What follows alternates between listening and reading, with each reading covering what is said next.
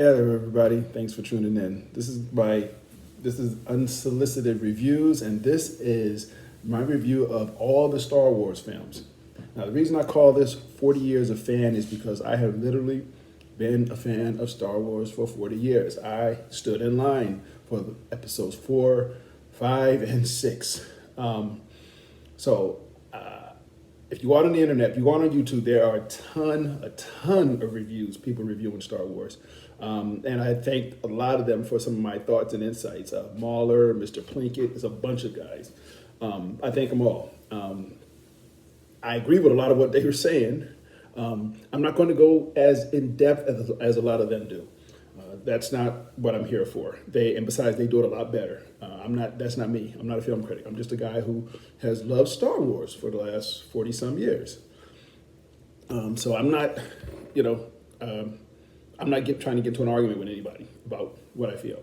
But I'm just going to talk about the 11 movies. Not the animations, not the Christmas special, not too much about the books and stuff, but I am just a pure Star Wars fan from, day one, 1977. So first, let me give you perspective on where I'm coming from, because when Star Wars came out back in 1977, we didn't have anything like it. Star Trek had been off the air for years. It was only in reruns. There was no other sci-fi available to watch on a regular basis. So that was a crazy thing. I was 11 years old. Yeah, do the math. And I remember it was in the summer. I was in Florida, and I was staying with my uncle and aunt for the summer, and my aunt dropped me off, Star Wars, and she came back to pick me up, and she said, "How was it?" Or my uncle, actually. And I said, "It was awesome." He said, "What is it about?" I have no idea, but it was awesome, and I was hooked from that day on. So that's where I come from this. I've been a fan of Star Wars since I was a kid. A lot of people have, but I remember standing in line again to go see it again, to try to figure out what this thing was about that was so awesome. I remember standing in line for Empire Strikes Back and going and getting in line at 7:00 for the 9:00 showing, okay, to get tickets for the 9:00 showing. Get a ticket, go home, come back at like 8:30 for the 9:00 showing. Okay, I remember doing that. The thing is, you got to understand what we had back then. What part of the reason people were standing in line so much, because we didn't have streaming. We didn't have, bootleg or whatever. So if you didn't catch the movie in the theater, you didn't see it for 4, 5, 6, 7 years or whatever until it came on TV. Okay, and if you didn't catch it that night on TV, we didn't have DVRs back then, VHSs even. If you didn't catch it on TV that night it came on, you just had to wait another year. I remember every Easter watching the Ten Commandments, because it was only on once a year. So you went and watched it on that day. So that was a different environment than what we have now. Nowadays, you can go watch a movie and frankly, you can go stream it bootleg, the day of release or even the day before. So our perspectives back then were very different than people's perspectives now, because we couldn't watch a movie 10 or 15 times in a row, frame by frame, and freeze and look at everything on the frame and look at what is that in the background. And I appreciate the people that do those things, but we just couldn't do it back then. So I will always be a Star Wars fan because it was imprinted on me from that first film. Regardless of what happened in later movies, it was imprinted on me in that first film. So I'm going to always be what I call a Star Wars fan. Now, some of these later stories I'll get into later. And at the end, what I'll do is I'll try to go through each movie for a few minutes. And then at the end, I will give my insights on, frankly, what went wrong with the series, how it got where it is. I think there's a lot of agreement that the last 3 episodes, 7, 8, 9, were different levels of disaster, but we'll get to those. So anyway, and I'm not going to do too much scene by scene. I'll talk about some of the scenes, but for the most part, I'm not going to take these movies apart scene by scene. I'm primarily going to ask 3 questions. Is the movie enjoyable? Is this Star Wars movie enjoyable? Was the experience of watching the movie enjoyable? Did it keep my attention? Number 2, does it fit into Star Wars as I envision it? Would it be considered headcanon to me? And the third question is, does it make sense on its own? If this were not a Star Wars movie, does it hold up? Is it a good movie? So those are the kind of 3 questions I'm going to ask. about the movies. I'm more of a viewer than a reviewer. I'm not a theater critic by any stretch of the imagination, but I'm going to give more of the here's what I saw, here's what I liked, what I didn't like, so on. So let's cut to the chase. Phantom Menace. Well, first of all, I'll be honest. I can't. The Phantom Menace, Attack of the Clones, Revenge of the Sith. The first three episodes, I can't really consider them three movies because to me, they're just one big story with two really long intermissions. Whereas 4, 5, and 6, you can kind of watch them on their own, but 1, 2, and 3, you really got to watch them together. You're gonna miss something.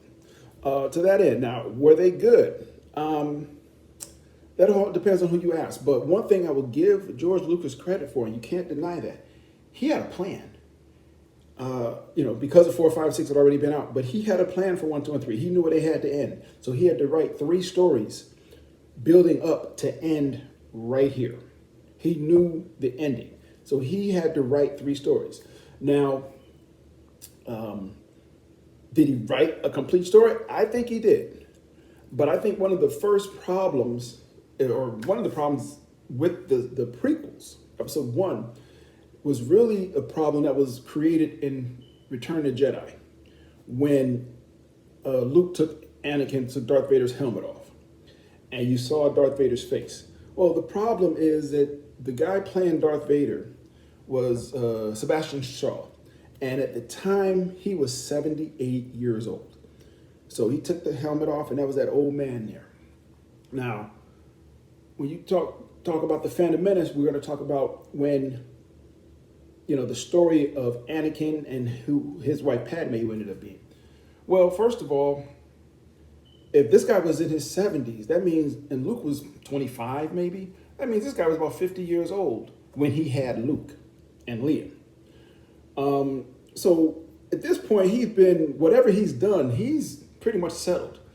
Nobody wants to see a love story between two 55-year-olds. Let's just be clear. I'm sorry to put it, but nobody wants to see that. So when you go back and now all of a sudden, you look at in episode 3 that Vader is being played by Hayden Christensen, who was 24. And you're going to tell me that in 20 years, granted, he was in this suit the whole time and burned up. But in 20 years, he aged 50. That just doesn't sit well. So that was one of those things. I mean, you can overlook it because you understand why they did that. They wanted a love story between these two young people. And nobody wants to see, Paul Newman and, Bette Midler or whatever, But anyway, The Phantom Menace, it was enjoyable. It was different. It was world building. And see, that's the thing. Lucas episodes 1, 2, and 3, world building. That's what he was doing. He was building the environment. So it wasn't like, oh, there's a big globe, let's blow it up. It was the politics. People say the politics was boring. And yeah, but I give you, let me put it like this. If you did a movie about the January 6th insurrection in the Capitol, it would be a lot of action on that day. But then if you went back and did a prequel about the planning of it, it would be boring. It would be reading a lot of text messages and instant messages and Facebook posts. So the build up to episode 4 is going to be boring because it's not action. It's the politics. Now, do the politics hold up? Here, it's all over the place. But I understand what he was trying to do because he had to tell how we got here. He was doing his world building. He had a plan that's going to come up a lot. But one thing I will critique George Lucas for, as much as I love the worlds he created, he should have listened to people who told him after like 4, 5, and 6, dude, you can write a story, but you can't write script for Jack. He just can't write script. I'm sorry. Awesome man, but he's not a script writer. And some of the stuff that Hayden Christensen said and the other kid, when he was a little kid, it's like cringeworthy. It's like, oh gosh, really? But again, I give him credit for having a plan. Number one, he had a plan. And number two, writing a pretty decent story. Now, something that, and I think it was Mr. Plinkett I was listening to, he pointed out about the Jedi robes. And the thing about it, when Ben was in the desert, he had these robes on.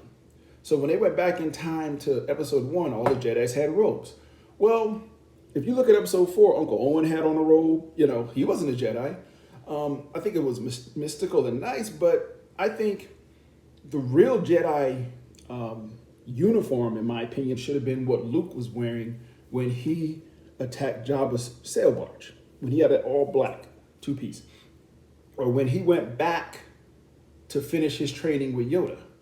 He had just like a jacket and pants. That to me is what what Jedis should have been wearing, you know, because you're fighting, you know, got robes all around. That's kind of weird.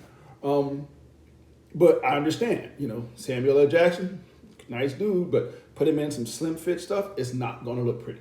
Some of those Jedis were not, they were kind of, so it wasn't going to look pretty. So I get that. But that were those little things that, you know, I didn't notice that until, you know, listening to somebody else, Mr. Plinkett, and he pointed out, and I was like, oh, yeah, that kind of makes sense.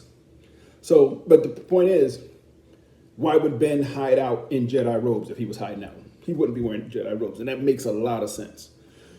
Excuse me. So, one of the things in Phantom Menace was when Obi-Wan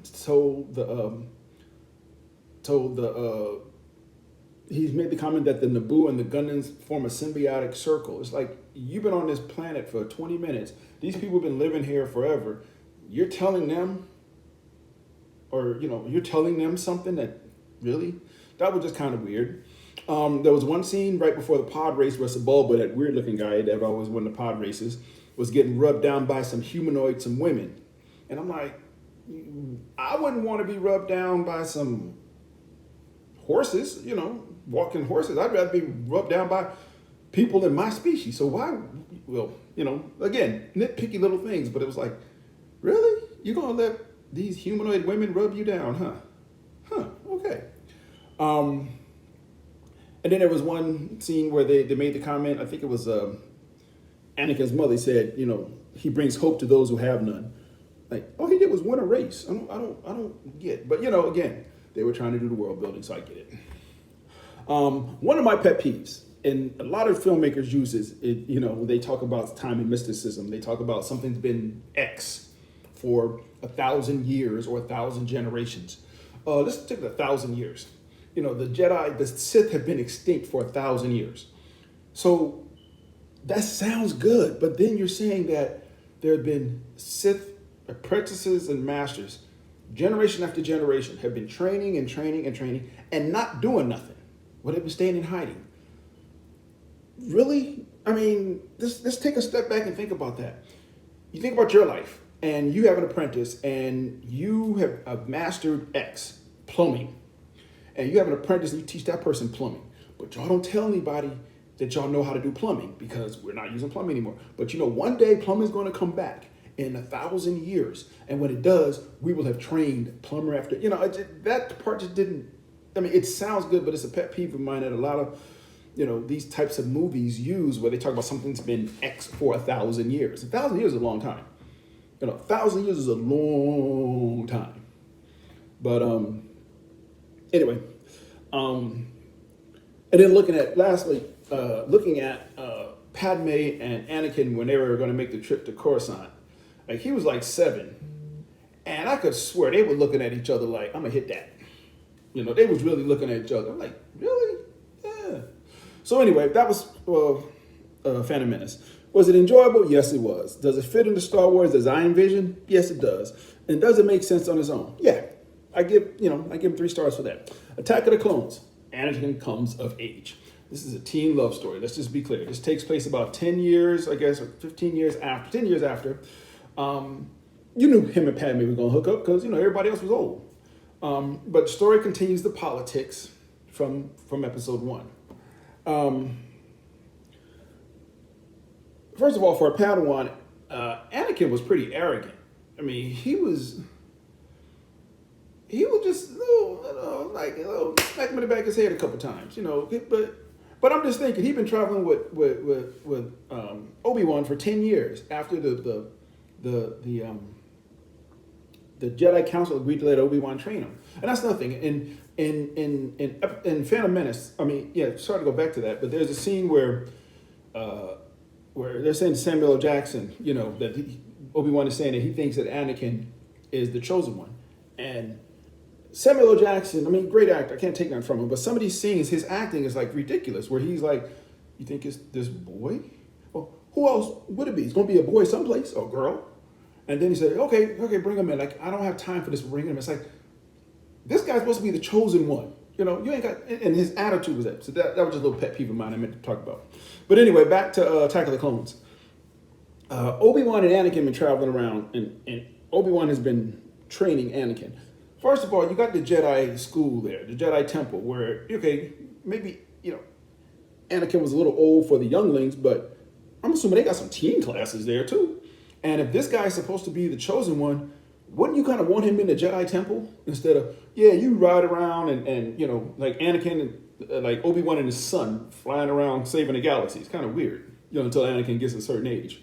But anyway, for the most part, Attack of the Clones, not much to say. It was just the middle. It was a continuation of the story. Biggest thing for me, okay, Obi-Wan or Anakin loses an arm. The special effects were kind of hunky, weird. Little things don't hold up, but for the most part, it was just a continuation of the movie. Now, what get me is Anakin got married. It's like he thought he was going to be able to hide that from everybody that he was married. You know, the dude, where you sleeping tonight? Oh, I'm gonna go sleep over there. Where's over there? Oh, just over there. I mean, really? But also, he was hunting. You thought, you know, it looked like he was hunting Padme from the time he walked in the room. It was like, baby, you all that. But if you watch the rest of that episode and when they had to go off together alone, you look at what she was wearing. Homegirl was hunting him hard. They out there supposed to be, you know, chilling. She got on the back out. She got on the thing here. I mean, she's like throwing it at him, and he just like, oh. So, you know, it's like, but she's like, I can't do that. I'm a senator. Yeah, okay. Our senators get booty calls, but that's another story. But anyway, so yeah, but you just look at what Padme was wearing, and she was haunting him like, you can get this. But anyway, so Attack of the Clones, yeah, it holds up. It was enjoyable, and I think it was Star Wars. It was just, again, a continuation of that story. And then Revenge of the Sith. This is when George had to wrap everything up. This is what we've been waiting for. Anakin to turn to the dark side. Dun, dun, dun. But this was just the third act of that play to me. The epic scene in that movie is when Anakin enters the Jedi Temple to kill the younglings. OMG. When they shot it from up above, that was killing it. That will come back later because you'll see somebody try to copy that. But that scene with that music, with him marching in shadows, that was epic. But overall, okay, the prequels, you get the feel like I said, George wrote a story. And you get the feeling from the prequels and in the original trilogy that George Lucas wrote a story and then tried to figure out how to make iconic scenes in different parts of that story. Whereas later on, they did it the other way around. Funny thing in Revenge of the Sith was when Anakin's mom died. And she just like went, I'm sorry, that was just funny. It's like, really, y'all couldn't have directed him no better than that. And then, you know, with everybody, and I was one of the ones, like when Django's when Django Fett got his head cut off and his son picked his head up, he picked the helmet up and did like that, everybody wanted his head to drop out. That would have been epic for me. But what I learned, and then I went back and looked, if you slow motion when Mace Windu cuts his head off, you see two shadows. So his helmet goes one way and his head goes the other way. So yeah, Boba Fett picked up his father's helmet like this, and his father's head was like over there getting dusty. That makes it even more gruesome. But anyway, in conclusion, the prequels were not bad. They had some issues, but movie doesn't. With the exception of forcing the Padmanikin, that's what I call it, the relationship. I coined that point. It was a pretty good story, but just Padme and Anakin, it was just I don't know if it wasn't enough chemistry between the actors or what, but that was just cringy. Not to mention we go, oh, when he turned into Darth Vader, and Padme looked to be like 3 months pregnant, but she had twins. It was like, really? Huh. But I could watch them again. That's how I kind of grade these things. Can I watch it again? And I could watch those again. And I did, believe it or not. So now, in the big scheme of things, we have excuse me, Solo. Solo was the next movie that was came out, but Solo actually came out after The Last Jedi. But I'm looking at them in chronological order. So Solo was a real long, convoluted story. That's the nicest thing I can say. It was a really long, convoluted story. It started out, they wanted to get everything in. They wanted to get the Kessel Run. They wanted to get the dice, which, dice he was given to him and his old girlfriend had, which makes it really weird later on when he gives them to Leia. When Luke gives them to Leia. It was just convoluted. There was this heist that went wrong and people died, and then they just moved and did another one, and the people died for nothing. Now I have to ask this question because the heist was a train. Now this is a species. This in this galaxy, this area, people have interstellar travel. You can go from planet to planet to planet to planet. Why would you build a railroad track, even an elevated railroad track, that you didn't have to maintain, where it's probably a whole lot easier to take off here, fly over there, and drop down? But I get it. You want to have a train heist kind of thing. And yeah, Firefly had one too, but they did it a little better. But it was kind of convoluted the way they came together. More so how Han got his name. You're just like, really? And I think the problem this movie had was that it came after The Last Jedi, which everybody was already pissed off about. We'll talk about that in a little while. So this was just, without The Last Jedi, this wouldn't have been a great movie, but it wouldn't have probably been received as badly as it was. Chewbacca eats people. Who is it? L337. That was Lando Calrissian's robot. What was she, like a fleshlight? Look that up. She was woke. Go figure. The Kessel Run still makes no sense. Why was Lando a cheater? Why couldn't he just have been a good card player like Han Solo? But no, he had to cheat to win. The best thing in that movie, to me, was when Darth Maul showed up at the end. Oh, spoilers! Darth Maul showed up at the end. You thought he was dead and in two pieces up on wherever the other planet was they were. The question though is, back in 2015, Disney said that everything before then, all the books and stuff, was not canon. And again, okay, maybe the cartoons, the animated series are canon, but it's like you can't, first of all, it was dumb to just say, well, this is all not canon. Because you can just ignore it and pick from it what you want, and stuff that you don't like, you say, well, that's not canon, we're not following them, and keep it moving. But when you say all of this stuff, you got hundreds, thousands of books, fan fiction all over the place, some great stories that you can pull from, and pull into your story as needed. But you just decide, no, all of that is not canon. And then later on, they even said, well, they didn't have a roadmap for the final trilogy. It's like, well, because you burned it. Don't get me started. But anyway, Solo was, you sit there and watch it, you go, okay, I've seen it. And you check off your box. But it was too convoluted. That's my biggest beef with it. It was too convoluted. Is it enjoyable? Does it hold up on its own? That's kind of hard too. Is it a Star Wars movie? Star Wars characters in it, but yeah. So anyway, they tried to shoehorn too much stuff in. Next came in chronological order is Rogue One. Now, I'm going to be honest. I like Rogue One. I can watch Rogue One over and over. I really liked it. It wasn't perfect. It was an enjoyable movie.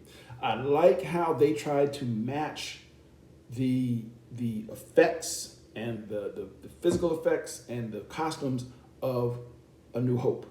In A New Hope, Darth Vader's costume wasn't as imposing as it was in Empire and Return. it was kind of not fitting. So they kind of made it not fitting. I thought that was awesome. Grand Moff Tarkin. You know, people said it was the Uncanny Valley. No, Grand Moff Tarkin is not the Uncanny Valley. You want to see the Uncanny Valley?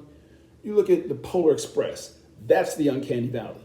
Grand Moff Tarkin was done, in my opinion, that was done pretty good.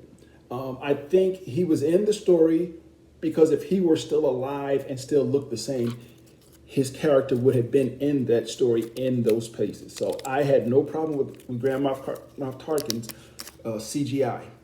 I really had no problem with Carrie Fisher, except her head was a little wide. But other than that, I thought it was pretty cool. Let me see. I'm not a big fashion person, but Krennic's, that white with the white cape, that was slamming. That hook to the collars, that was slamming. I was like, yo. But now here's the thing, this movie, because you can tell they changed up stuff, because the first trailers had Jen Erso saying, I rebel, you know, which changes that movie totally, where she's wanting to be a rebel. Whereas the actual movie was her being kidnapped from jail because they needed to get to her father. Totally different story. So you can tell, yeah, they flipped up the story after they did the first trailer. Then there's also that scene where she's up on the tower trying to put in the module to beam the stuff up to the Rebel Alliance, and a TIE fighter pops up. And it's like, oh, gonna be good now. That scene was never in the movie. So you can tell they were changing stuff at the last minute. It's like they changed the direction on this movie big time after they did the trailer, which is weird. I think the characters were fine. I loved the guy, the blind guy, Danny, oh gosh, I'm gonna mess his name up. But he was the blind guy, and when they were all kidnapped, they put the bag over his head. And he said, "Are you kidding? I'm blind." That was funny. Okay, that was funny, and that was one of those scenes where you're like, they didn't force that. That was just funny. K2SO was good. I mean, I liked this movie. I think the idea of the Death Star flaw being intentional, I think that kind of closes a gap there. Everybody's like, well, how did, they said build this thing. The fact that he put that in there and nobody saw it, I like that. I'm cool with that. Forrest Whitaker, always a great actor, but he's at that point in his career where every movie he's in, he's a sacrificial lamb. They need somebody to kill so they can prove we're serious. And Forrest Whitaker, they popping you off like crazy. But I thought it was good. But again, that character, where's that character from? Was that character from the animated series, or was that from books? So when you make stuff canon, when you make this distinction, you got to be careful. One thing, it was not I didn't consider it a retread of blowing up a Death Star. I think it was a spy movie. I didn't mind the ending when everybody died. It was a war movie. Everybody died. Okay, that closes the gap. I was like, so where were these people for the next couple of movies? But I thought it was a good movie. I really, it wasn't great, but I enjoyed that particular movie. We'll get into later why I think, from watching all these these reviews, I think I've learned a lot about myself and why I like certain types of movies. We'll get into that in a little while. So anyway, A New Hope. Like I said originally, I did not totally understand this movie when I saw it. I was 11 years old. I was like, oh, I don't know what's going on, but it's the bomb. That's all I know. Empire Strikes Back, now I got it. Like, oh yeah, all right, yeah, we rolling. And then Return of the Jedi, I thought it was good. I thought the three movies were good. People say Empire Strikes Back was the best one. Okay, you can say that. I think Empire Strikes Back, they had their feet. Because New Hope was just like, throw it out there, see what happens. Empire Strikes Back, they're like, oh, you liked us. Oh, we going deep this time. Okay. But I think the three movies, they make a really nice, complete story, but also you can kind of, Empire Strikes Back, Return of the Jedi, you kind of got to watch together because of the hand thing. You don't know, who's this guy in the carbonite. But anyway, I thought that the original series was very well done. There are problems with it. Does it hold up? I think some of the physical effects were great. Some of the stuff that they came up with, these models. And I used to be a model maker when I was a kid. So the fact that these guys were taking these model battleships and things like that and cutting them up and then putting them back together to make a spaceship. And if you look down close, you can see like the rigging and stuff from a battleship. I thought it was awesome. So I remember during that time, I was soaking up everything I could get Star Wars. I even had those original comic books, and man, I wish I had them suckers today. Oh. But anyway, that series I thought was well done. I was a kid, and then I could watch them over and over. As we got into streaming and they started coming on TV, I would watch them over and over. So they obviously hold up. They are Star Wars movie, and they're great on their own. So boom, we're good. Oh, excuse me. Okay, now let's get into the sequels. The Force Awakens. I like The Force Awakens. I thought it was an enjoyable movie. It was continuing the story of Luke. It was the first movie in about 10 years or so since Revenge of the Sith. I thought it was enjoyable. It has flaws. Is it a rerun of A New Hope? Yup. And it's like, I like the movie, but Lord Jesus, it's got flaws. The biggest one being, and this is where I got to really start talking about J.J. Abrams and later on Rian Johnson. J.J. Abrams likes mystery boxes. That's what he said. There's a TED Talk where he's talking about mystery boxes. He likes mystery boxes. He did Lost. Lost was good for about a season, and then Lost just lost its way because it was mystery box after mystery box. But at some point, you gotta tell what's in the mystery box. You just can't have mystery boxes for the sake of having mystery boxes.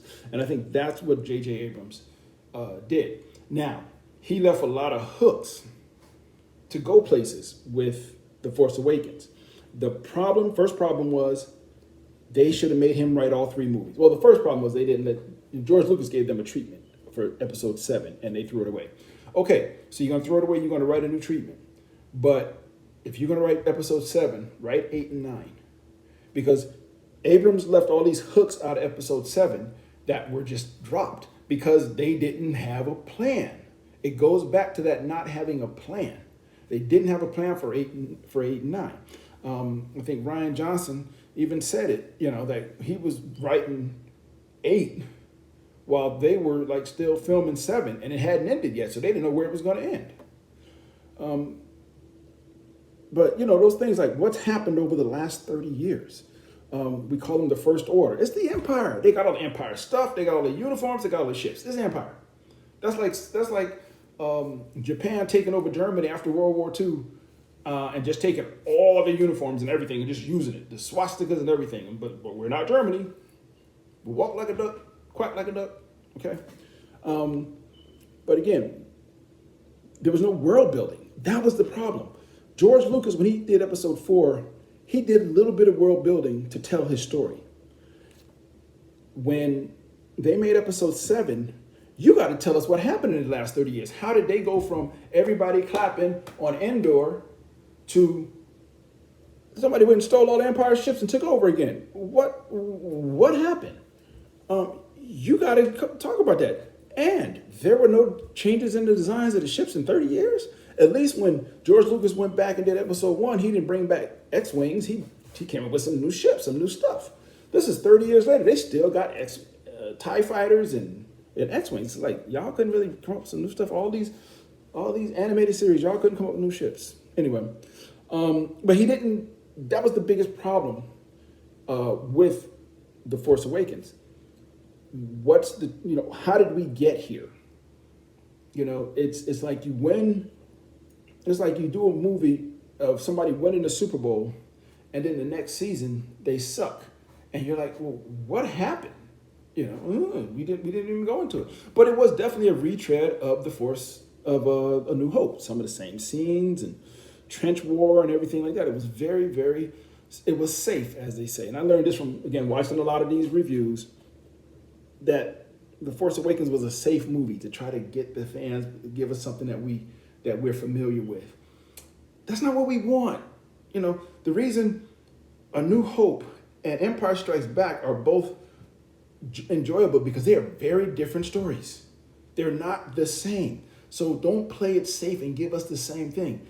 Evolve the characters. If you evolve the characters and the situation in a good way, then we will like the story. Okay? Because that's where it went.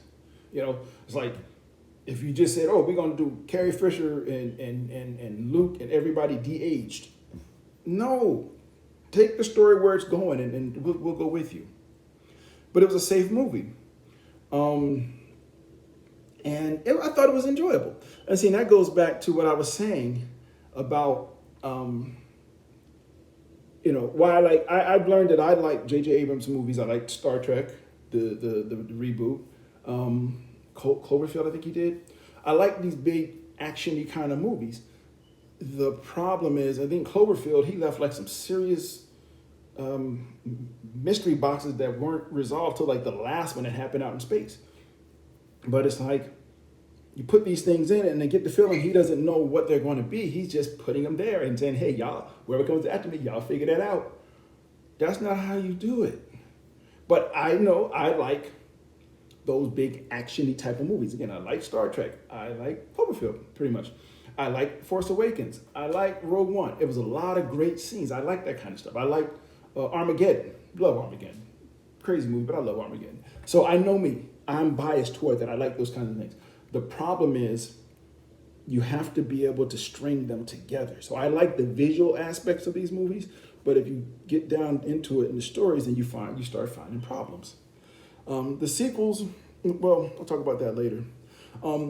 Captain Phasma, and this is when I feel sorry for actors. The lady, Brianna of Tarth, who played Captain Phasma, they touted her as this great character and this and that, and then they totally wasted her. I thought the idea of Finn was awesome. The idea of a stormtrooper switching sides. There was so much you could have done with that, and they just didn't. But Captain Phasma, the character, I forgot her name, but she was in interviews talking about, how this was a great female villain and this and that. And she wasn't the first. She was saying she was, but there was, the lady with the monkey face that tried to kill Padme back in Attack of the Clones. She was a woman until she turned to a crocodile or something. But anyway, they wasted those, and I feel sorry for actors sometimes because the character they're giving you is crap, and you gotta you gotta do something nice with it, and you can't come out and say, oh, my character sucks. You gotta be like, oh, well, it's gonna be a stand up, and girls are gonna like it, and this and that and whatever. But anyway, people are like, well, Finn is not a clone. Yeah, Captain Phasma is not a clone. You ain't thought about that. Maybe after 50 years they got away from clones. Last thing about. Again, it goes back into that whole idea of what's canon. So I did a little bit of research. The Battle of Jakku first is told in Star Wars Battlefront 2004. If they said everything before 2015 was not canon, why was their Star Destroyer crashed on Jakku? You can't have it both ways. You can't say none of that mess happened, but we're gonna, That's why I'm saying to me, it was dumb of them to say, oh, this is not canon. They should have just kept their mouth shut and picked and choose, and everybody be like, they're using that. Oh, yeah. Okay? So that was the Force Awakens. Let's talk about The Last Jedi. Buckle up. Wait a minute. I got to drink a sip of water. Because this one's going to be a humdinger. Oh, my gosh. The Last Jedi. What a disaster. So where do I begin? I don't want to point fingers. But if you give a teenager an AK-47 and then they go and shoot up some people, do you blame the person who gave the teenager the AK-47 or do you blame the teenager? This is the problem. Rian Johnson, good director. I saw Looper. I like that movie. He's done some other things. He is a competent director. Where did it start that all of a sudden all the directors want to direct their own stories? If I pay you to direct a story, I'm paying you to direct this story. I'm not paying you to be a writer. But now all of a sudden, directors all want to write the stories and direct their own stories. Well, you pay for it. But if I'm paying for it, no, you're bringing it as the director. I don't want you telling your story that you always wanted to tell. I want you to tell this story. So anyway, who do you blame? Do you blame J.J. Abrams for not writing Episode 8? Do you blame J.J. Abrams for not directing Episode 8? Or do you blame Kathleen Kennedy for giving Rian Johnson complete creative control? Again, it goes back to they didn't have a plan.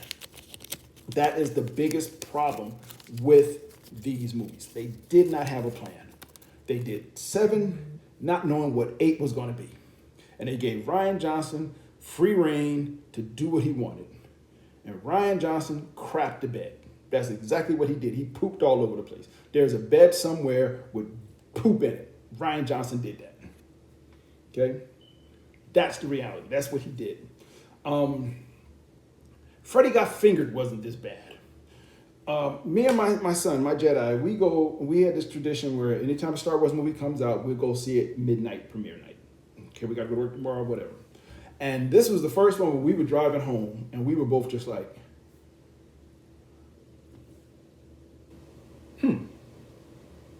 We just couldn't figure out what they were trying to do in that movie. It was bad. But again, Abrams left hooks. J.J. Abrams left hooks, but he didn't tell Rian Johnson what to do. Now, Rian Johnson wanted to make a war movie. Let's just be clear. He wanted to make a war movie. And Disney, Kathleen Johnson, to some extent, they look at Star Wars as a commodity and not an asset. The difference is an asset is the end product that you use by itself. A commodity is what you use to do other stuff with. They were looking at the Star Wars intellectual property as a commodity. They all had their different agendas. Rian Johnson wanted to make a war movie. Kathleen Kennedy wanted to do some stuff that was feminist. Well, you know what? This is 8 movies into a 9-movie trilogy, 9-movie series. Don't be feminist now. It's too late for you to try to be a feminist. Now, just tell us the doggone story. But in this case, they gave Rian Johnson a gun, and that team just went and shot both teams at the Super Bowl. It's a mess. There's so many things. Spaceships don't drop when they run out of gas. They don't drop. Both Luke and Leia started Jedi training when they were in their mid to late 20s. But Leia does the Mary Poppins thing, which is ridiculous. That floaty space thing, as they call it. By the time the movie premiered, Carrie Fisher had passed away, rest her soul. So why did you leave the last 5 seconds when you killed Luke? You should have not done that. You should have just left that and said, okay, Mark Hamill, we want you to come back and crush it in this last movie because you're all we got left. But no, they let Carrie Fisher, they said, we'll just use her in CGI. That was stupid, okay? That floaty space thing, that Mary Poppins, that was ridiculous. When the last Jedi first started, Luke was in his Jedi robes. And Rey gave him the lightsaber. I didn't even talk about Rey in The Force Awakens. She gave him the lightsaber. He was in his Jedi robes. That whole thing about throwing it over his shoulder for a laugh. See, the thing about comedy, comedians do comedy. Let's be clear. Comedians do comedy. And comedy is hard. It's hard when you're on stage. It's very hard when you're doing comedy in a movie. These guys were doing comedy and trying to do comedy. And it was falling so flat. From your mama jokes, it was just bad. It was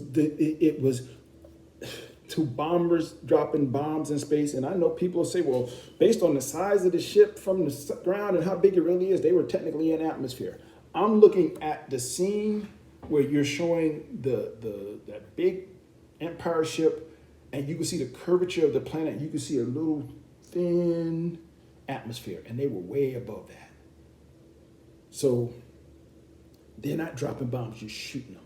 That was a mess. Rian Johnson wanted to make a war movie. That's what he wanted to make, was a World War II war movie. You look at that last scene where they're flying across the sand at the big drill.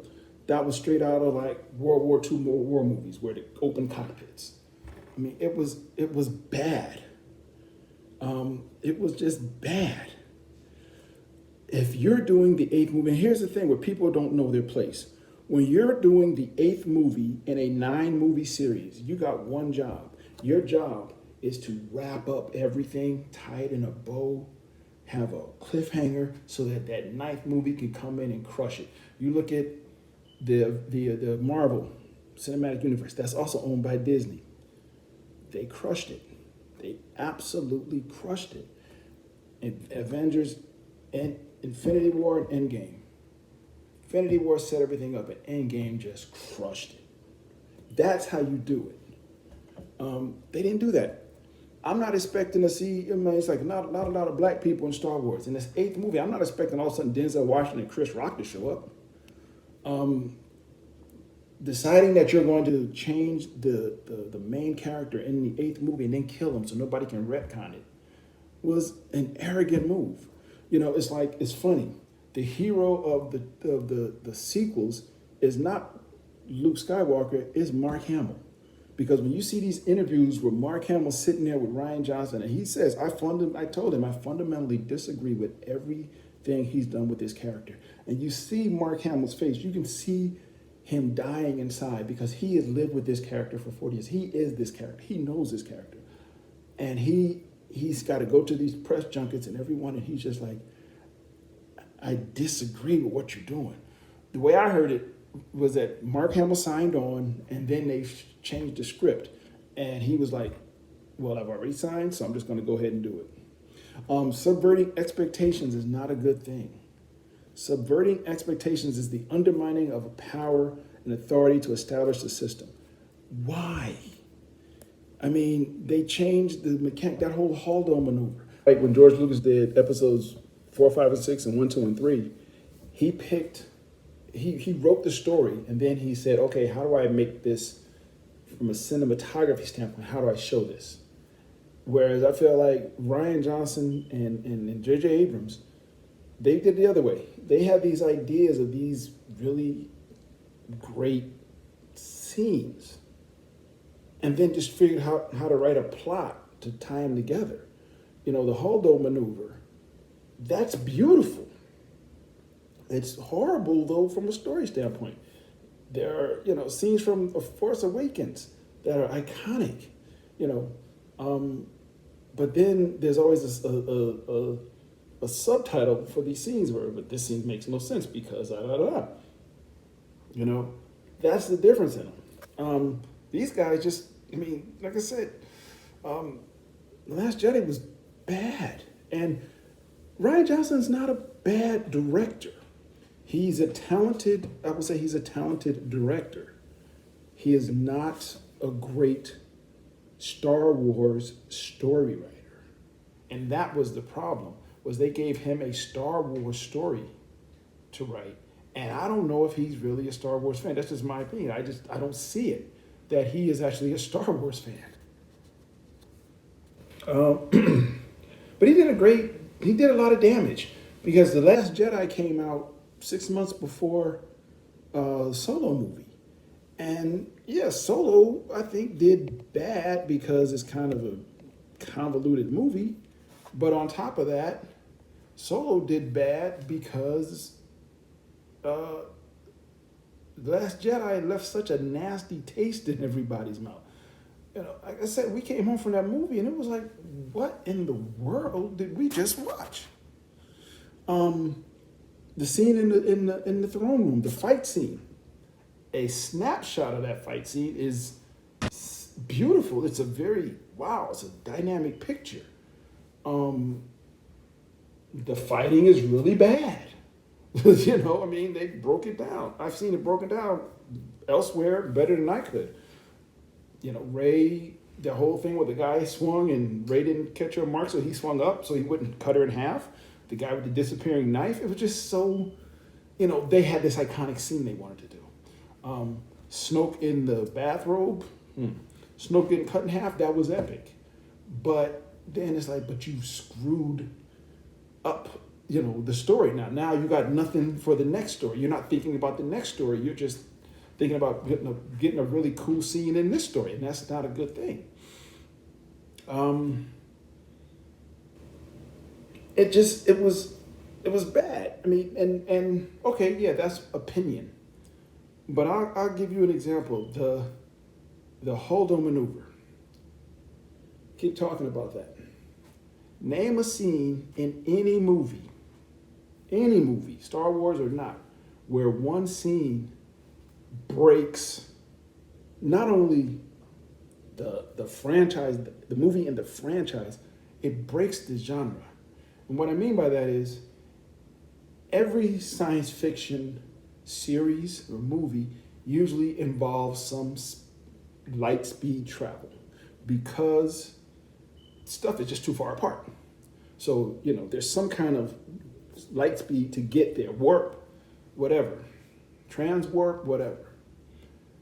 Nobody has ever said, let's use these as weapons because every other writer always knew if we did that, it throws out any conflict.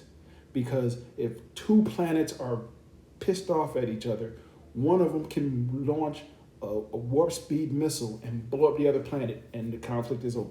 When everybody knows everybody can do that, it's not mutually assured destruction kind of thing, because with that, you see the other guy launch and then you launch. With this, all you know is one day you're sitting there tending to your garden, your planet blows up. And that's like, huh? Where'd that come from? But so every writer of science fiction, of any science fiction, nobody ever did that. Why? Because they all knew that if we went there, we can't come back from it, and it destroys our stories. This one scene destroyed all the science fiction. That one scene, it is beautiful. And I was listening to somebody talking about it, and they said Rian Johnson was asking his writers, if we do this, will it break the movie? And the writers were like, no, it won't break it. That's good. And I'm thinking, who are these guys? Who did he have in that writer's room? Because that was bad. The scene, going back even in The Force Awakens, talk about iconic scenes. There's a scene where the Starkiller base destroys like 5 planets. And, okay, not only can you see the light, the laser, which is traveling at the speed of light from one of the other planets to hit that planet, you can see these planets blowing up. And I mean, how close are these planets? And then the whole thing of, okay, so they all happen to be in sync so that from this one planet, you could see them all. Why weren't some on the other side of that planet? I mean, what's their rotation? I mean, we can get really nerdy with that, but it's like that was an iconic scene of those lights coming out and hitting those planets. Starkiller base shot one laser, and it just went, and then it flowered out. Like, okay, that's what we're doing now. I mean, it was an iconic scene of the people standing there watching these planets blow up, and then Han and Luke watching the planet blow up, and it's like they knew what happened because they saw the faster than light or slower than light laser go across the sky. Again, these iconic scenes, and with all of them, you always have this, yeah, but. Oh, this is a great scene. Yeah, but it didn't make sense.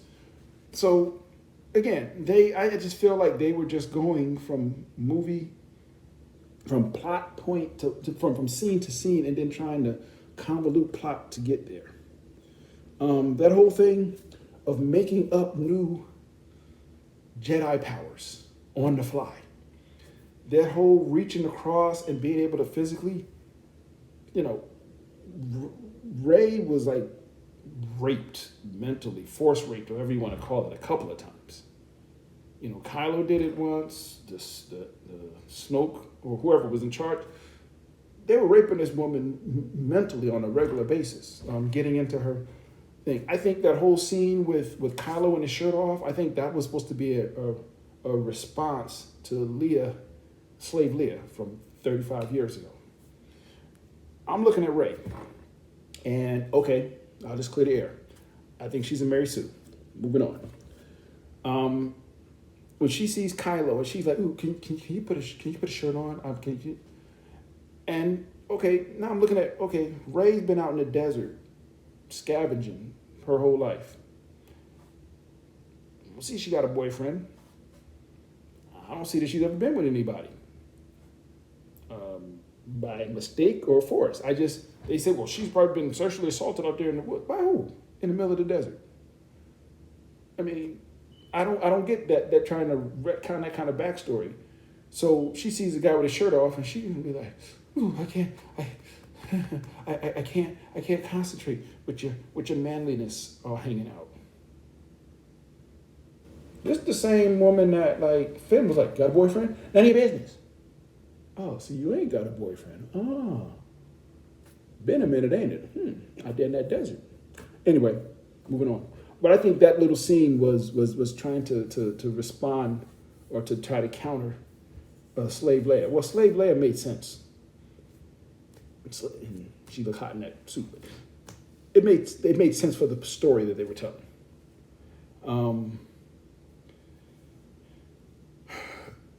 I think Rian Johnson in The Last Jedi was trying to be a J.J. Abrams. As I think he was trying to. J.J. Abrams, as I said earlier, I like his movies. I like the big scene movies, even though they don't sometimes make a lot of sense. But I like that. That's what I'm attracted to. I think Rian Johnson was like, oh, it worked for him, it worked for me. So Rian Johnson was like, I'm gonna make some big scenes and everything, and don't worry about it making sense. The first thing you got to do in a trilogy is write a good story. You got to write a good story that ties together. Then you can look at doing new characters and this and that. But you got to write a good story. You can't start with the scenes. You have to start with the story. And I'm not a screenwriter, but I know what I like. I'm a fan of movies. The movies that always touch me are the movies where I feel like the writer thought this through. You know, J.J. Abrams did Lost, I believe.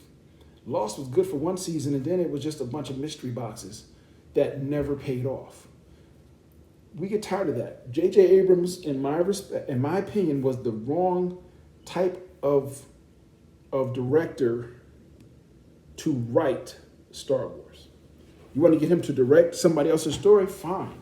But he should not have been the writer because he likes the mystery boxes. Or if you're going to let him write it, you let him write all three stories. But you don't let him write and direct one and then let somebody else come in, because that means you don't respect the intellectual property that you have. And by definition, by extension, you don't respect your audience. You know, there were all kinds of issues behind the scenes with this, that the studio said, well, we had this issue and that issue. I don't care, because when the movie came out, you didn't say, well, you know, this movie has some issues, so we're not going to charge you $20 for a ticket. It's only be $10 for a ticket because it has some issues. No, you charged the full $20 for every ticket. And they said later, well, no, we had to change directors. At the end of the day, you're responsible for what you put on the screen. Okay? What I would have liked to see would have been, you know, there's a couple of things in the last Jedi that where the story should have gone. When Luke threw that lightsaber over his shoulder, camera should have panned up and shown a field of 10 or 100 Jedi Padawans in training, all doing one-hand handstands, holding a rock up above their head, levitating it, and one of them reaches out and catches the lightsaber. And then you take the story from there and you say, oh, this is why Luke ran, because he knew what was coming. He ran away to start a Jedi temple far away from everybody where nobody could reach him. And maybe he's been waiting for Rey because he knew she was out there and he knew the Force would draw her there, and she is going to be his main Padawan. That's how you write the story. But you try to do this funny stuff and he throws it over his shoulder, and it's like Mark Hamill said, we fundamentally disagree with what you have done with this character. But you gotta write a good story, and the story was just so bad. Holdo, the lady with the purple, you know, I've heard her described some funny ways. She was horrible. The character was horrible. And then you realize that you guys had Leah do the floaty Mary Poppins thing, so you can take Leah out of most of the movie and bring in another female so you could increase the count of females. But she was horrible. That character was horrible. Why is she wearing, she's a vice admiral, why is she wearing a prom dress? Her not telling them what her plan was sent Finn and Ray off on that really wacky, unnecessary subplot. That plot had nothing to do with the story other than the traitor who they found because they was going to another planet to look for that guy ended up getting this guy who happened to be in the cell with him. And he told their plans to the Empire, First Order, sorry, who then that, oh, look out the window. There's some little ships going. Let's go after them. I mean, it was bad. That whole subplot was bad. The way they had Finn, beginning starts out with the water flying all over, then Ray shoots him, and then he decides we're going to go save we're going to go on this mission and save everybody. And Finn gets to the casino and he's like, oh my gosh. It's like, dude, stay on point. You're on a mission. That was just written so bad. I mean, I love the whales and everything else, but that part about saving the horses and saving the animals, that was just bad, man. It was bad. It was bad. The whole thing, well, we get into it in Rise of Skywalker, where they got this force healing now. You can't just make up new Jedi powers. Going back to episode 1, there's this one scene at the beginning where Obi-Wan and Qui-Gon run down a hall really, really fast. Okay, George messed that up because then later on when they were fighting Darth Maul, which is an epic fight, they couldn't run like that anymore. If they could have run like that, then Obi-Wan would have caught up and they'd have been continuously fighting. But that's, you got to be consistent, I guess is the point.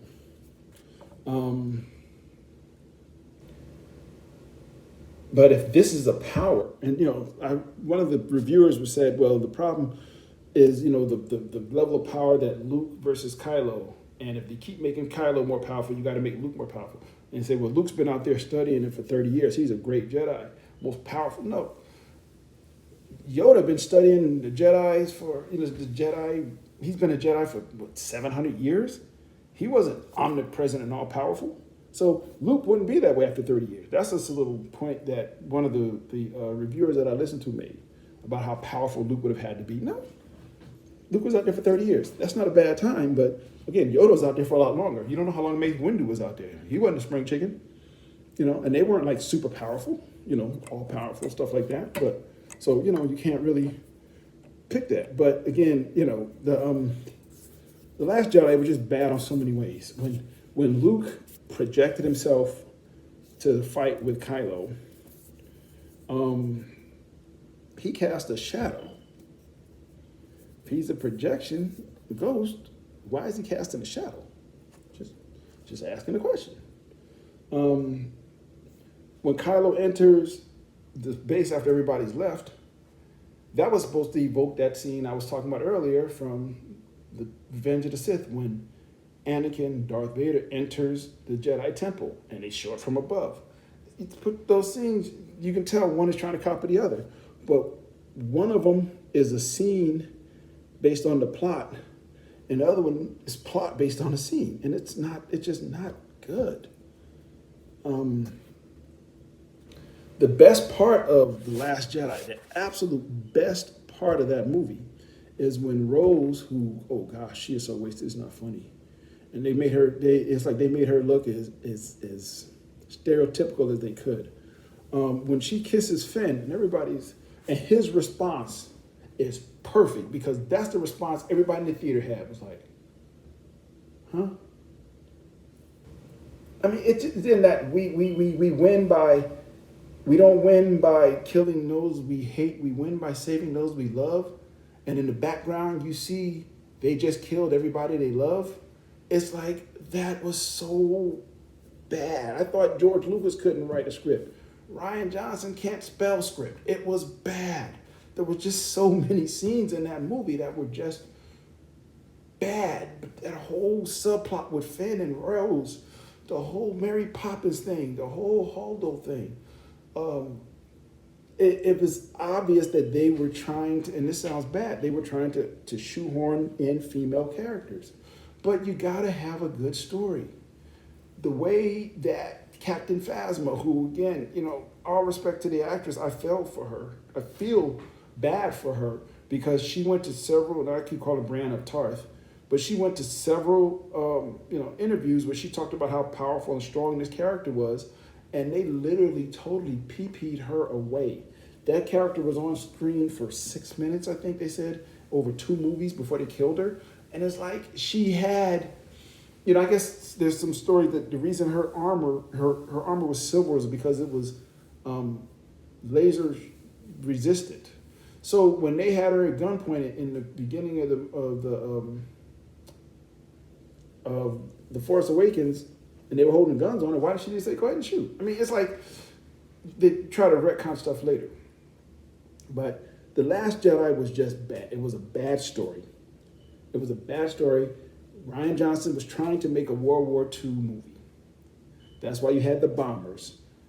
That's why, again, that last scene, the last fight where they're going across the sand and like they got the hook. Why? So that the enemy, if you can't see the ship coming, you can just follow that tail of red that they're leaving. You had the guy that, and I guess this guy was the director from the next movie. He's out there playing one of the troopers, and he tastes the grass of salt. Who goes to another planet and tastes the dirt? I mean, it's like, wait, what? What were they trying for? I don't get it.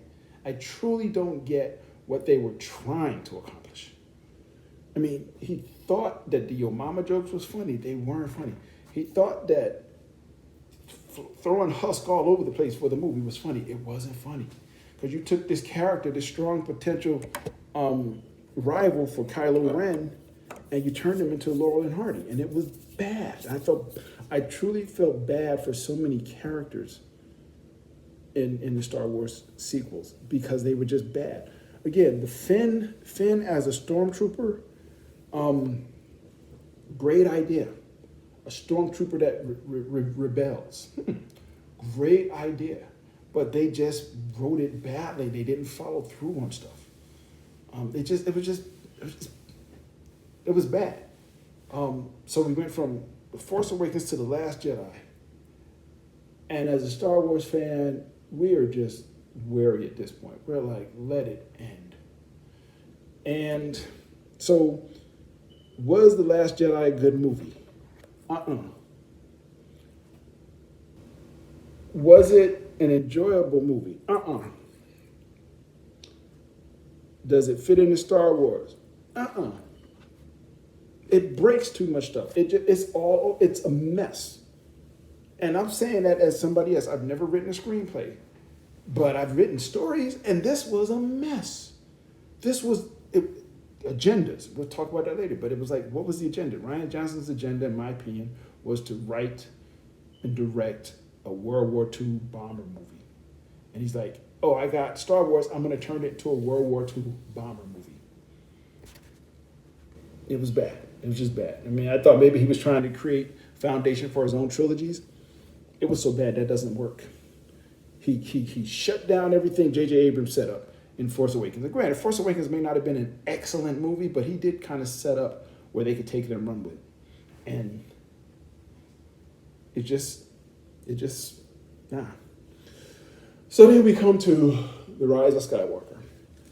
And there's a scene, before even the movie came out, when they first introduced the trailer, there's a scene at Comic-Con where somebody filmed the first trailer being shown.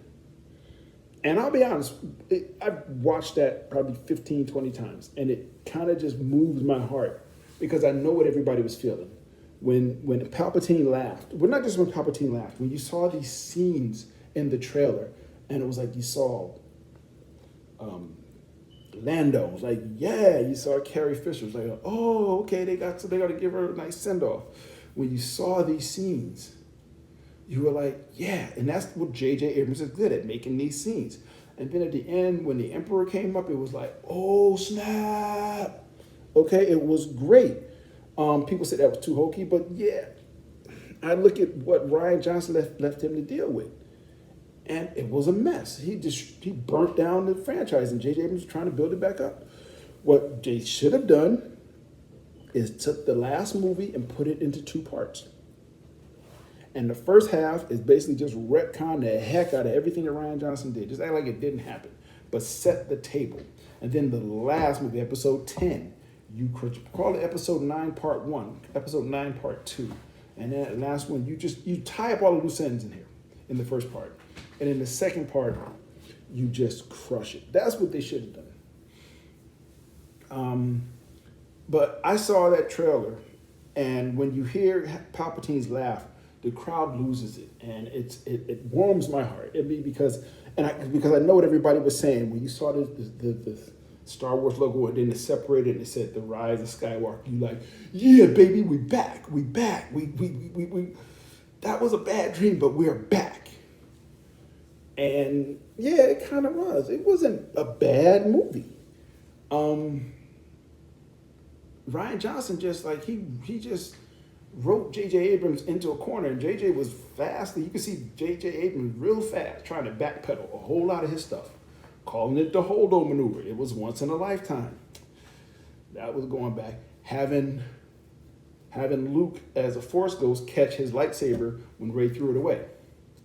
That was like, and there's no way to treat a Jedi's weapon. That was aimed straight at Ryan Johnson's head, and we all know it. But see, by adding that power of a Force ghost being able to interact with the real world, you got a problem now. Because basically, why can't these old dead Jedi come back and fight for you? They can interact and catch, But the movie before where Yoda set the fire to burn down the Jedi Temple. And here's the other thing. Sorry, go back to Last Jedi. Luke, okay, this thing it's so unbelievable that Luke would get pissed at one student who turns and decide he's going to close up his temple and leave. I'm going to go home and not take my ball and go home and not play with y'all anymore. And the Jedi got to end. The Sith is still out there, but the Jedi got to end. And if you're going to shut it down, why do you go back to the founding planet? Why did you? Force Awakens, and I skipped over a lot, but it's like, why did R2 wake up at the end? Why did he suddenly wake up? Why did Luke leave a map to tell everybody where he was? It's like little stuff that you go, guy, that's why? And again, that goes back to, that was J.J. Abrams. He makes the movies with the big imagery, but the plot between those things is really bad. Rise of Skywalker. It wasn't bad. I'll just say that up front. I like Rise of Skywalker. I liked it less after listening to a lot of reviews, I'll be honest, because you guys pointed out some things that I was like, oh yeah. First thing, let's talk about Finn. Finn was one of the wasted characters in this series, but Finn had an interesting love arc. In Force Awakens, he was all feeling Rey. I think she was kind of a little feeling him too. In The Last Jedi, Rose kisses him, and he's like, seriously? Really? Really? And then in Rise of Skywalker, okay, Jannah, the sister that was on the planet when they landed. Yeah, let's be clear. He got with that. I don't know when they was repairing the ship, but they got together. How do I know? The crazy scene where they're riding the horses on the side of the spaceship. Now wait, to fix that scene, because everybody says the same thing, all they had to do was tilt the ship. General, whatever his name was, he should have said tilt the ship. And they tilt it in the wrong way. And they tilt it and all the stuff, instead of sliding off a wing, they slide into the ship. And then he said, no, the other way. But by that time, they started blowing stuff up. That would have fixed that whole scene. But he didn't even say tilt it. But anyway, back to Finn. Finn is Lando's son. He's Billy D. Williams' son. Why? Because I said he went from Rey to Rose to Jannah. And she got with him. And the reason I know that, if you notice that scene, as I was saying, when they riding the horses, and He says, not bad for one lesson. And she's riding like, yeah, you had a good teacher. He got that. Later in that scene, when everybody's retreating, and he's like, I got to destroy that tower. And she looks at him and says, he says, everybody go. She says, I'm staying with you. She's ride or die. Ain't no woman die without ride. So yes, the way she rode that horse, like, you had a good teacher. He's like, yeah, baby girl. He got with that. So I'm gonna leave that alone. Leave that alone. Now, let's run this. Them ships, that idea, it was that scene of them coming out of the ground was iconic. It was a great scene. Stupid, because everybody asked the question, why you build them all underground? Why you build them on this? Well, you build them underground and then you raise them up because Kylo asked you a question. Like, everybody been sitting there, you're like, okay, y'all, he just asked me. And all the ships come out the ground. Why do you build them under the ground? That's just stupid. I don't get that. And they don't know which way is up. You got these huge ships and they don't know which way is up. Now, sidebar, Which Way is Up also starred Richard Pryor. Richard Pryor was also in Bingo Long Traveling All-Stars and Motor Kings with Lando Calrissian, Billy D. Williams, and Darth Vader, James Earl Jones. The circle is complete. The more you know. I digress. That was ridiculous that the ships couldn't go up. The number of ships they built, and I did the math, that they had to have raised 3 or 4 million people to work to man these ships. But okay, they were kidnapping kids all over the place. When the lieutenant at the end scene, when everybody flies in and they see all these people here, and General Pride says, "Where did all this Navy come from?" And the guy says, "That's not a Navy, it's just people." Now, number one, he sounds like he was raised in a perfectly stable home instead of on this Sith planet. And number two, what's people? What's people? I mean, is Babu Frick people? Is the General Akbar's people? People? I mean, what's people? Another thing, going back to The Force Awakens, I'm sorry, I meant to say, they kept talking about, and I know it was exposition, but they kept talking about Starkiller Base draws power from the sun. We call our star the sun. There's millions of stars out there. Wouldn't it make more sense to say it draws its power from a star, not the sun? This is my little pet peeve. Okay, jumping back forward to The Rise of Skywalker. Again, they didn't know which way is up. That is ridiculous. So you put a beacon on the ground. Why don't you put a beacon on every ship? Again, you built hundreds of these ships from Empire Strikes Back, Return of the Jedi, New Hope. And you don't build a beacon onto them that, oh, this is up, guys. So when we leave, that's up.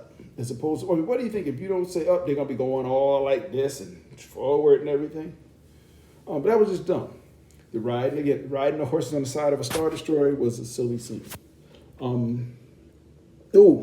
Speaking of silly, gotta get back. Sorry for jumping back and forth, because I got my notes, but I keep forgetting some things.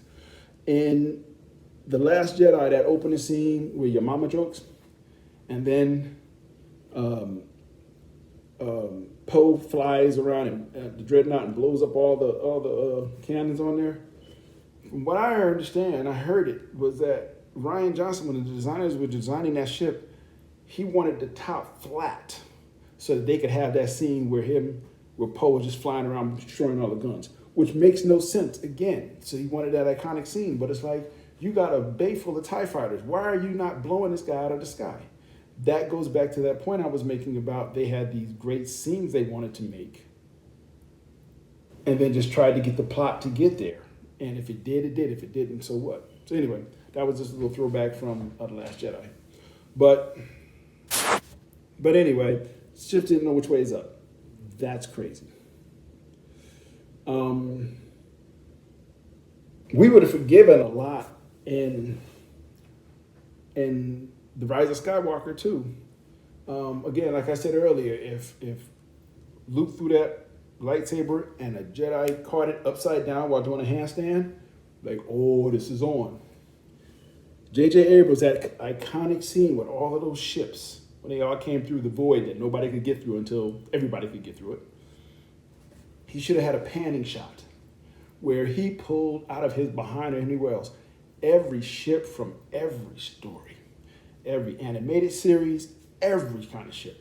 And had, talk about fan service. Yeah, fan service, that was fan service, but that's what you do when you have sequels. A sequel is fan service. It's harkening back to something that happened before and bringing it back. But if he'd have had a lot of these ships from all these different stories and just panned across and you've seen, oh, that's from this story, that's from this, even have like Slave One. Because that can't be the only ship that looked like that they made. But even if it was the real Slave One, you start wondering, wow, what happened over the last 30 years? Should have had a Star Destroyer or two show up. People are like, where'd that come from? Oh, we stole that a couple years ago. Nobody knew it. You could have done so much with that scene. Same thing when they were in the throne room at the end, when Rey is fighting the Emperor, and he says, I am all the Sith. They should have had like the Force ghosts of all the Sith from all the stories, just behind him. And then she says, I am all the Jedi. And then you should have had all of them. Have Ahsoka Tano. Have people who, the last time you saw their story, they weren't yet Jedi. So it make you think, oh, they became Jedi. That's how you set up for other movies. Because somebody will see somebody like, that person became a Jedi? Oh, snap. And then let's see what that is. But that's how you do those types of movies. You want to do fan service, but those are missed opportunities. To just have all of that and have everybody just losing their mind. Have Darth Bane on one side, have Thrawn, have these characters that people have heard about and they just kind of disappeared, But, have a couple of X-Wings even in there, oh, we stole this too. Somebody who stole it was using it, it's like, we got a call, let's roll. But talk about making these force powers. When The Rise of Skywalker opens, Rey is levitating. Got thrown jumping around her. Why didn't she, when she came out and saw the Death Star, why didn't she jump to it? Maybe that's too long to jump. Okay. She took the skimmer out there, even though she lived on a desert planet and don't understand the nuts and bolts of running the skimmer, but she did it.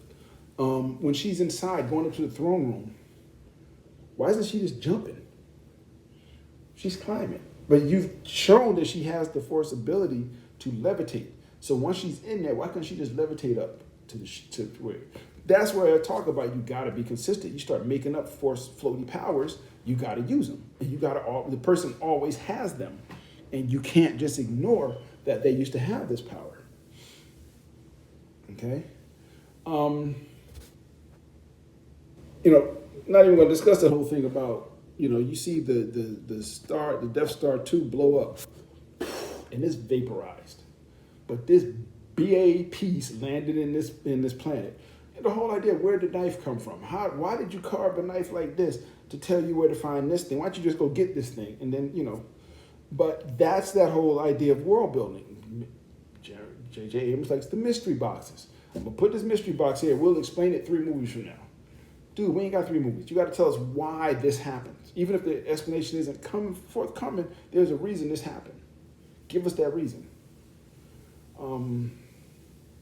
But anyway, yeah. So the Rise of Skywalker, I see what they were trying to do because they, Rian Johnson in his infinite wisdom killed Snoke, so they had to come up with a new villain.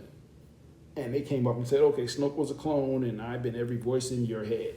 And, the Emperor. But it's like, that then destroys everything that Luke, Leia, Han, Chewie, C-3PO, and R2-D2, but Lando fought for all those years ago. It's all was out the window because it was all fake, because the Emperor was still there. How he survived that, or his consciousness beats the crap out of me, but he was still there. So the last, the Rise of Skywalker was definitely enjoyable. I think it fit into Star Wars. It just tried to retcon so much that was bad in the previous movie. But I've watched it a couple times. I kind of thought it was better than The Phantom Menace. And then I started listening to other people, and I'm not gonna lie, they started pointing out things that made me go, I hadn't thought about that. So that's all 11 movies. What do I think happened? I think with the sequels, Ryan Johnson, J.J. Abrams, Kathleen Kennedy had agendas that were not, let's make a good Star Wars movie. I think Kathleen Kennedy was trying to bring more feminism to the series. Kind of hard to do when you're,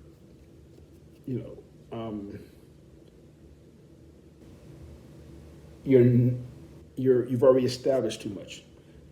She killed Admiral Akbar so that Hulda would be the next in line. They got those shirts that say the Force is female. Okay, but I think her agenda was to get more female roles as opposed to let's take this IP and make it as best as we can be, as it can be. Because you could have written 3 good movies and left enough hooks out there to then do another movie about a female, or a female Jedi Order from 1,000 years ago. You could then do that if you left those hooks, but you got to have patience. So I think Kathleen Kennedy wanted to make a feminist film. Ryan Johnson wanted to make a war movie, and J.J. Abrams just wanted to make mystery boxes. And that's not good because nobody sat down and tried to write a good story. And that's what the sequels are sorely missing, is a consistent story.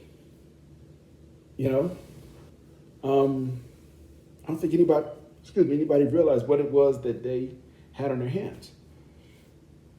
Like I said, episode 9 should have been 2 parts. It was lack of planning. That's really what it comes down to. There was no planning with these movies. There was no planning. There wasn't just, it was like, we did episode 7, we'll figure out episode 8, and then what we have left, we'll throw in episode 9. Instead of saying, okay, we have this IP, we have all these millions of fans. George Lucas wrote out a script for the series, 4, 5, and 6, and then he filmed them. He had to write for 1, 2, and 3, and then he filmed them. Let's write all 3. So then the hooks that we leave in 7 can get picked up in 8 or 9, but we know what they are. These guys are good actors, but it's like a martial artist who can do ricotas, but you can't fight. I won't say it's that bad. It's just these people do certain kinds of movies. J.J. Abrams is known for his tentpole, big mass destruction type of movie, big epic scenes. But you got to tell a good story under that, and they didn't tell a good story. That's the first thing. Question came up, again, there was no plan. Question came up was, how did Disney do this badly with Star Wars and that good with Marvel? And I went back, and what I did, I looked up what year did Disney buy Lucasfilm, and what year did Disney buy Marvel? Now, when Disney bought Marvel in 2009, I don't mean this timeline, 2009, Disney buys Marvel. In 2008, Iron Man had come out. Iron Man 2 came out a year later in 2010. Thor came out in 2011, and Avengers came out in 2012. So I think when in 2009, Marvel was already had the stuff on the drawing board. Iron Man had already been out. Iron Man 2 was that close to being finished. So Disney was locked in. They couldn't rewrite everything because they were already locked in. Okay, and by the time they were able to catch up, Thor was in love, or other people were in love. And so Disney was locked in, but Marvel also had one person. It was Kevin Feige who ran it.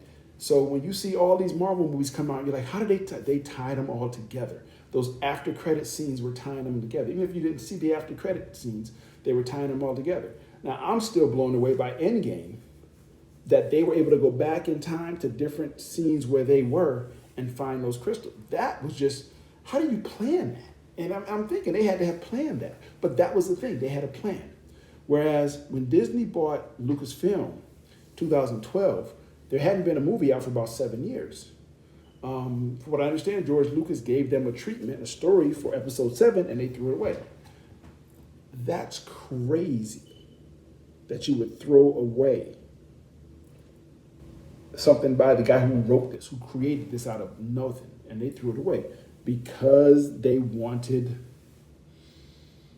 didn't look at Star Wars as an asset. They looked at it as a commodity. It was a means to an end. That's all it was for them, was a means to an end. You know, it was, we have this, let's use it to push this agenda to that agenda. That was the problem with it.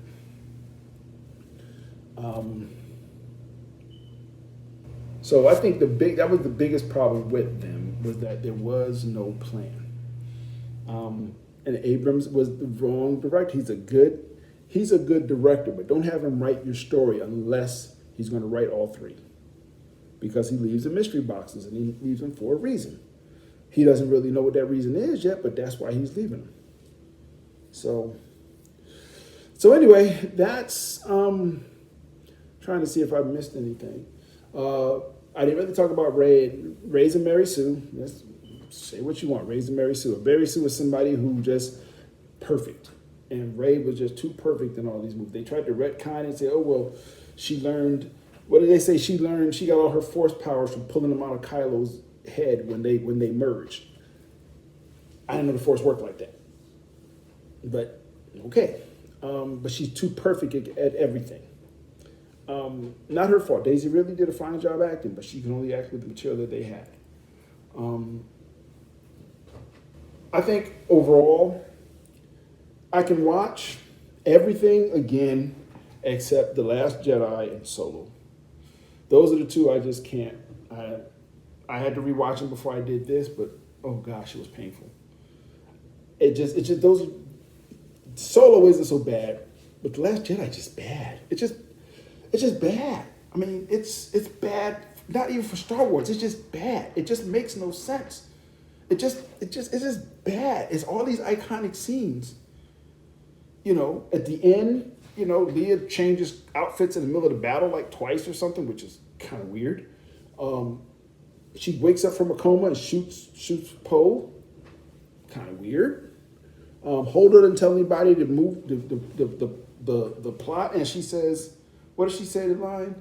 A stormtrooper and a who now or something? I mean, it's like, geez, let's just get racist up in here. But her outfit, it just blows everything away. That purple with the things and the hair and the little tiara, it's like, what kind of vice admiral is she? You know? The mentally raping Rey, which was kind of like cringy. Old man raping a young 20-year-old girl, 22-year-old girl, but nobody thinks anything weird of it. I think it was just a combination of things, and I think that had DC bought Marvel before Iron Man came out, it would have been just as cluster messed up. I don't think Disney understands the Star Wars base, nor are they trying to. I think Kathleen Kennedy has got her own agenda, and that's all she cares about. But say what you want about the shows, about the movies. The Last Jedi, one scene broke the genre. It broke it, so that nobody will ever go around there again. It broke. It just broke. That one scene just broke it, and I don't know. It just, gosh, man. I mean, when I think about it, like I said, the night we came home from that movie, usually me and my Jedi, we're talking all the way home. It's 1 o'clock in the morning. We're trying to stay awake. I'm driving home from that one, and it was just like, I'm what? So many iconic scenes that didn't, they'd always have that asterisk. Yeah, but that casino was a waste of time. The hold-on maneuver blew up half the station or half the ships. The next scene, they're all coming down on the planet. It's like, how many fleets you guys got? You know, we don't have the TIE fighters to go attack them. Really? You got like 4 or 5,000 in this ship. Why don't you just send them all? It just was a bad movie. It was a bad movie. But I think if they'd done 3 scenes, if when Luke threw that lightsaber, if a Jedi had caught it standing upside down on a handstand, one-handed handstand, and rocks floating above his head, we'd have forgiven a lot. Because I would have said that Rian Johnson understood what he was doing. He doesn't. Yeah, he was a yes person to Kathleen Kennedy, I don't know. But the best part of all of this is, they can deny, and I think what happened too is after the movie came out, they tried to defend it. They tried to do all these things to defend and it's just indefensible. But no matter what, his name is attached to that movie. And Kathleen Kennedy's name is attached to that movie. And they're bad. The Last Jedi is just bad. The Rise of Skywalker is not as bad. But you guys started with scratch. You had nothing. You could go anywhere, write anything. And this is what you wrote because it was like 2-step parents fighting over their kid. It's like J.J. Abrams said some stuff, did some stuff, and then Rian Johnson came back and said, I don't want nothing to do with that, and wrote his own stuff. And then J.J. Abrams came back and said, I don't want nothing to do with that, and tried to write it back on track. You should have had J.J. Abrams writing the full treatment, all 3 shows. And they should have vetted the 3 stories, to have them tie together. But anyway, wow, I knew this was going to be long. But for everybody that hung in there, thank you so much. Been wanting to do this for a while because I'm just so, I was so fed up with those movies. But thank you for sticking in there. Thank you for coming back to the channel. I'll have some more reviews at some point. Other than that, everybody have a blessed day. Take care, guys. Bye-bye.